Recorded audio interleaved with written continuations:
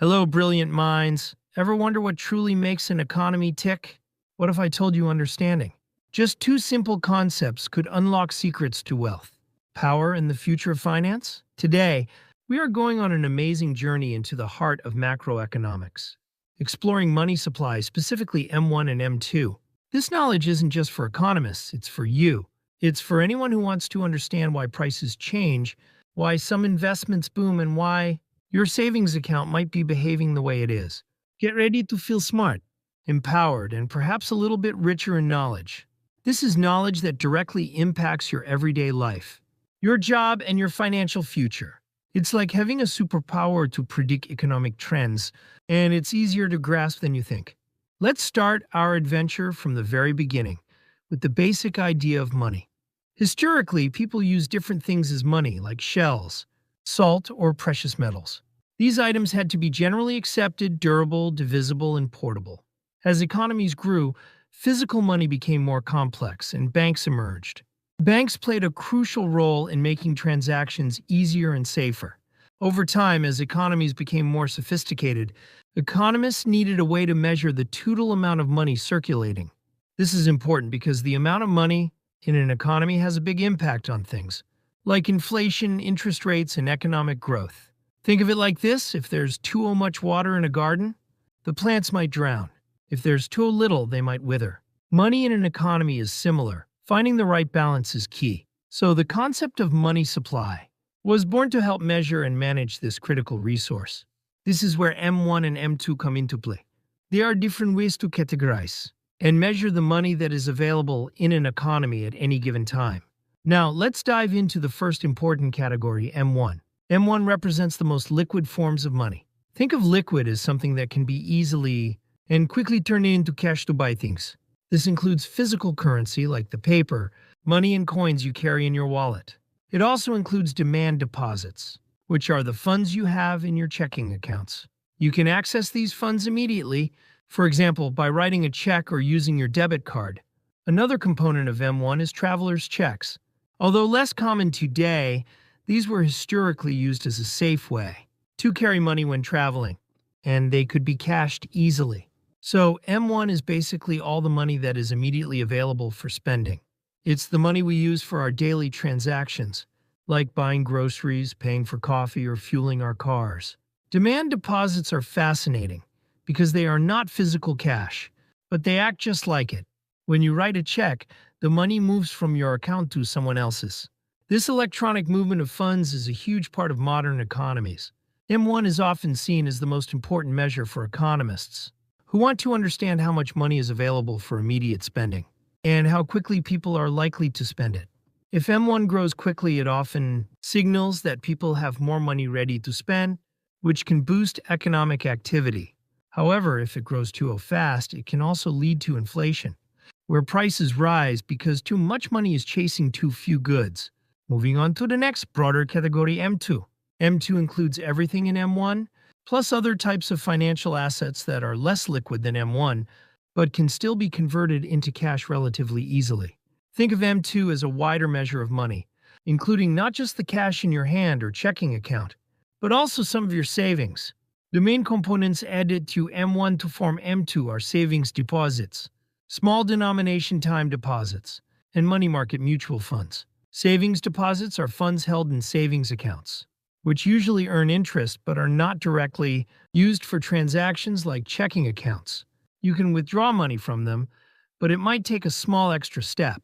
Small denomination time deposits are also known as certificates of deposit CDs that are typically under a certain amount, for example, $100,000.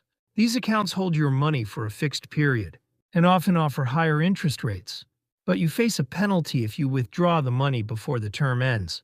Money market mutual funds are investment funds that invest in short-term, low-risk debt instruments. While not as liquid as checking accounts, you can usually withdraw money from them with relative ease. So M2 includes money that is readily available for spending, but also money that people are holding for a bit longer, perhaps for saving or for future larger purchases. It's often considered a better indicator of future inflation than M1, because it includes a broader set of funds that can eventually enter circulation. Let's break down each component of M2 that isn't in M1. Savings deposits are very common. They are designed for people to save money, often earning a small amount of interest. While you can access this money, it's not typically used for daily spending. In the same way a checking account is, small denomination time deposits, or CDs, are a way to commit your money for a specific period, often 3 months, 6 months, or even several years. In return for locking up your money, you usually get a higher interest rate than a regular savings account. Money market mutual funds are a bit more sophisticated. They pool money from many investors to buy very safe, short-term debt like U.S. Treasury bills. These funds offer a return and generally allow you to access your money without too much difficulty. So M2 gives us a more complete picture of the total purchasing power available in the economy, including money people might be holding on to for a little while, but can still convert to spend if they need to.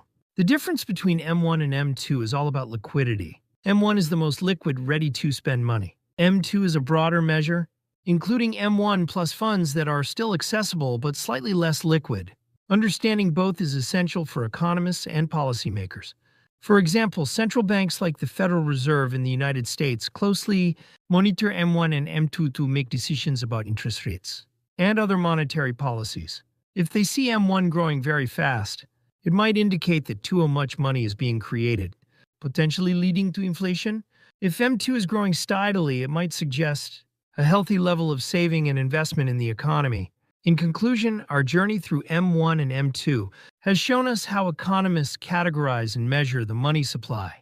M1 is the most liquid money, including physical currency and checking accounts, used for immediate transactions.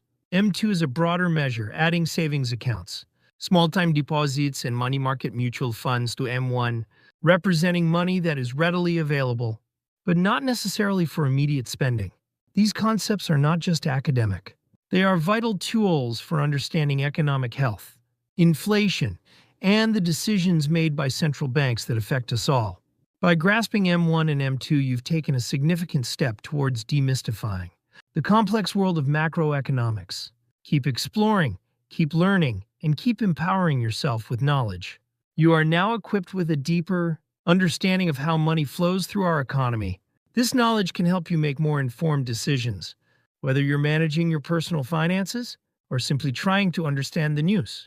The world of finance is now a little less mysterious, and you are a lot more prepared. Fantastic job! Here are 50 important English vocabulary words from this script, with their Korean explanations. Hello, 안녕하세요. Brilliant, 훌륭한, 뛰어난, minds, 정신, 지성, 생각. ever, 이제까지, 일찍이, wonder, 궁금해하다, 놀라다. truly, 정말로, 진정으로, 마켓 만들다, 하게 하다. economy, 경제. 틱 작동하다, 흘러가다. understanding, 이해. simple, 간단한, 쉬운. concepts, 개념. unlock, 자물쇠를 열다, 밝히다. secrets, 비밀. wealth, 부, 재산.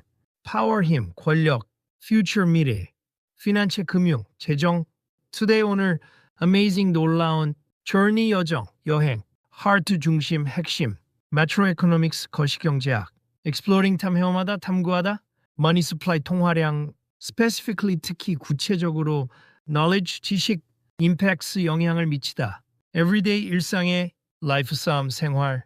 financial, 재정적인, 금융의. superpower, 초능력. predict, 예측하다. economic, 경제적인. trends, 추세, 동향. easier, 더 쉬운.